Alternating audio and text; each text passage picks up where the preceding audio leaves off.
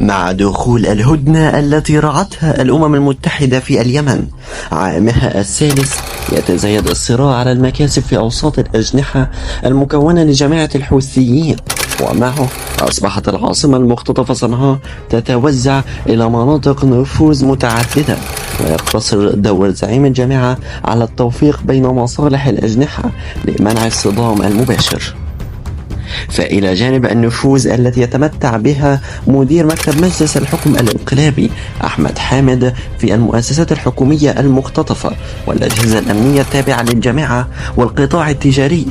يبرز القيادي يحيى عبد الله الرزامي وصاحب نفوذ في مناطق جنوب صنعاء، حيث تنتشر القوات الموالية له منذ استخدامها من صعدة لحسم الانتفاضة التي قادها الرئيس اللاحق والراحل علي عبد الله صالح وقتل خلالها وقتل خلالها. ووفق مصادر وثيقة الاطلاع في صنعاء تحدثنا إليها، فإنه مع تراجع دور محمد علي الحوثي الذي كان يسعى لتقديم نفسه كزعيم لجناح الاعتدال في الجماعة، برز محمد الغماري رئيس ما تسمى هيئة الأركان، ومعه تاجر الأسلحة صالح الشاعر الذي عين مسؤول الدعم اللوجستي، وأصبح طرفا فاعلا في السيطرة على الأراضي والمرتفعات الجبلية في صنعاء ومحيطها، ويمتدد إلى محافظات أخرى. وظهر أن كل طرف لا يتجاوز مناطق نفوذ الطرف الآخر.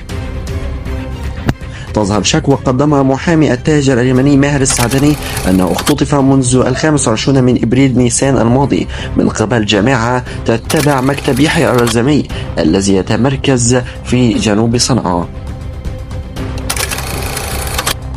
إلى ما قبل سريان الهدنة اليمنية في مطلع أبريل نيسان 2022 كان الصراع ينحصر بين مدير مكتب مجلس الحكم الانقلابي أحمد حامد ومحمد علي الحوثي ابن عم زعيم الجماعة، والذي كان يتطلع لرئاسة مجلس الحكم، إلى أن ابن عمه عبد الملك الحوثي عارض ذلك بحجة أن هذا الموقع مخصص لأبناء القبائل وليس لسلالة الحوثي. وطبقا لما